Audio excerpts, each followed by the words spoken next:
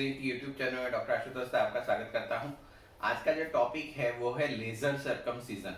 दोस्तों, आजकल बहुत सारी जगहों पे लेजर का प्रयोग किया जाता है। काफ़ी सारे पेशेंट्स ऐसा मानते हैं कि लेजर से जो सर्जरी होती है बेटर होती है, लेकिन यहाँ पे लेजर सर्कमसिजन की जब बात करते हैं तो आपको ये समझना ज़रूरी है कि लेजर का प्रयोग हर एक जगह पे उचित है कि नहीं है।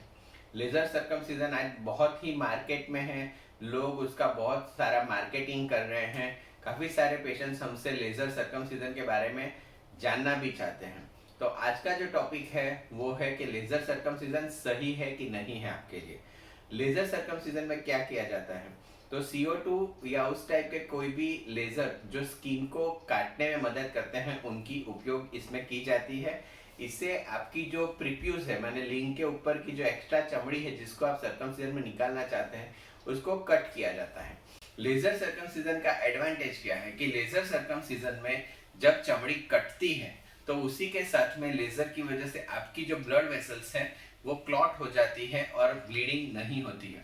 तो लेजर सर्कमसिजन एक तो शार्प कट होता है, दूसरा कि उसमें ब्लीडिंग बहुत ही मिनिमम या कम होती है। तो ये इसके एडवांटेजेस हैं। लेकिन क्या लेजर सर्कमसिजन आपके लिए हेल्पफुल है?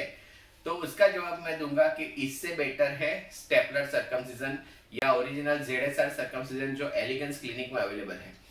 क्यों आप जानना चाहेंगे कि ऐसा क्यों मैं बता रहा हूँ, तो आपको ये जानना जरूरी कि लेजर जो है चमड़ी को जला के, माने चमड़ी को एक टाइप की एनर्जी देता है, वो चमड़ी वहां पे बर्न्स होती है और फिर वो लेजर आपकी स्किन को काटने के लिए मदद करता है।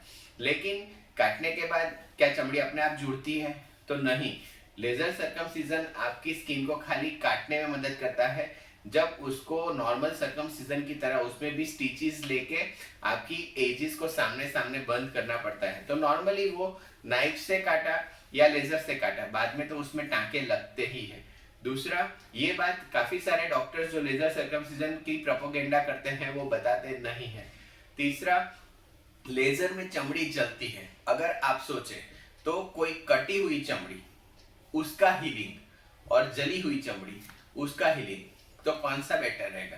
तो ऑब्वियसली शार्प कट नाइफ या सीजर से कटने वाली या स्टेपलर की एन्युलर नाइफ, माने जो राउंड नाइफ होती है, उससे 1 सेकंड में शार्प कट जो मिलता है और उसमें चमड़ी की ब्लड वेसल्स, नर्व्स उसमें डैमेज नहीं होती है या मिनिमम डैमेज होती है और वो उसी समय पे स्टेपल से सील हो जाती है, माने वो भी ब्लडलेस है, पेनलेस है, फास्ट है और उसकी हीलिंग बहुत ही फास्ट होती है।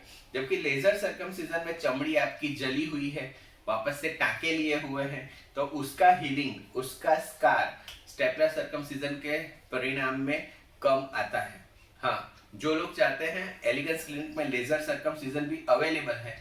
लेकिन आजकल जिस टाइप से पेशेंट्स हमसे डिमांड कर रहे हैं या बहुत सारे लोग लेजर सर्कमसिजन की इतनी मार्केटिंग करते हैं, उसके लिए पेशेंट्स के बेनिफिट में ये मैंने वीडियो बनाया है कि लेजर सर्कमसिजन जो है उसमें भले ही मिनिमम डैमेज है, ब्लडलेस है और उसमें लेजर का प्रयोग किया जाता है, तो आपको लगता है कि बहुत ही एडवांस टेक्नोलॉजी है, तो ऐसा नहीं है।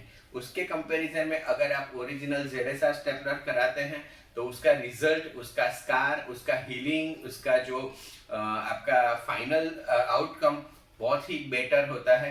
तो दोस्तों, आप सही माहिती रखें, सही डिसीजन लें। अगर आपको सर्कमसिजन के बारे में कुछ भी जानना है या आपको फाइमोसिस है और कुछ सर्जरी कराना चाहते हैं, तो एलिगेंस क्लिनिक आपके लिए एक बेटर चॉइस बन सकता है।